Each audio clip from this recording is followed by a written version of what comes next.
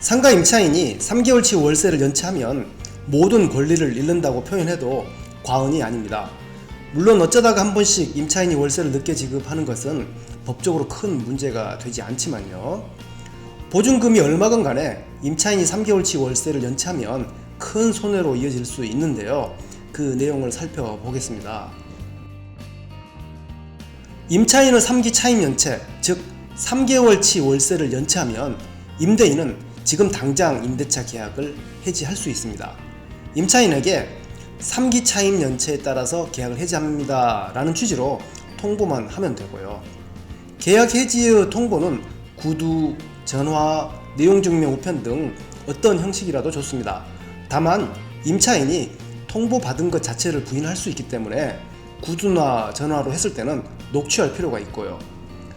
한편 임대인이 임차인의 3기 차임 연체를 이유로 계약 해지를 통보하기 전에 임차인이 단돈 10,000원이라도 임대인의 통장에 입금하게 되면 임대인은 3기 차임 연체를 이유로 해지할 수 없게 됩니다.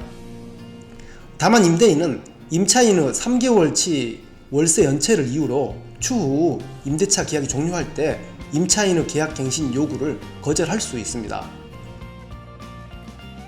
임차인이 해당 상가에서 단 한 번이라도 3개월치 월세를 연체한 적이 있다면 임차인은 계약갱신 요구권을 상실하게 됩니다.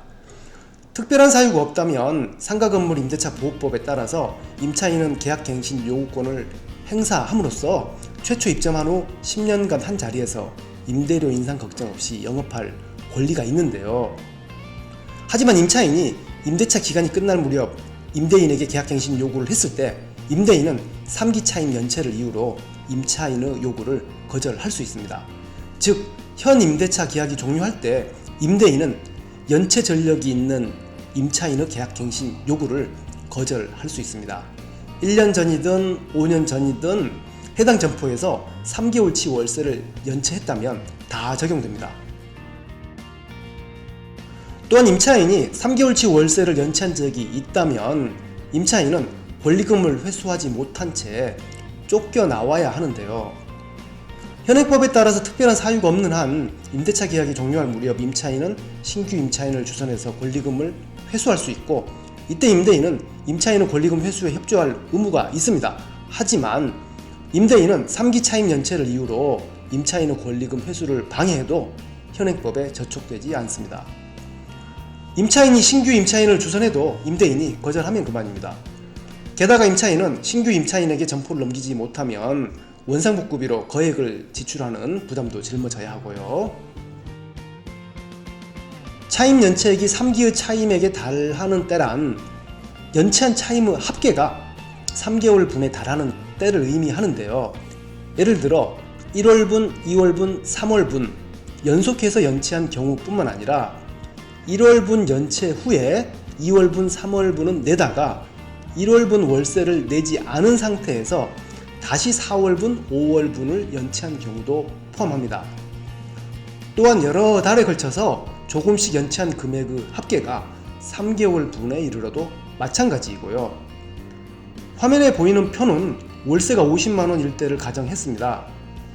A와 B는 연체한 금액 합계가 3개월분 월세 150만원에 이르러서 3기 차임 연체에 해당하고 C는 4개월 연속 30만원씩 연체했지만 연체 합계가 150만원에 이르지 않아서 3기 차임 연체가 아닙니다. 한편 임차인이 매달 월세를 며칠씩 늦게 입금하거나 1, 2개월 밀렸다가 입금하는 것을 반복해도 연체한 금액 합계가 3개월 분에 달하지 않으면 3기 차임 연체에 해당하지 않습니다. 그래서 간혹 임대인과 감정이 상한 임차인이 일부러 매달 월세를 며칠씩 연체하는 경우도 있고요. 이번 영상에서는 임차인이 절대 간과해서는 안 되는 3기 차임 연체에 대해서 살펴봤습니다. 3기 차임 연체에 대한 의미와 그에 따른 권리를 명확하게 이해하시길 바랍니다. 감사합니다.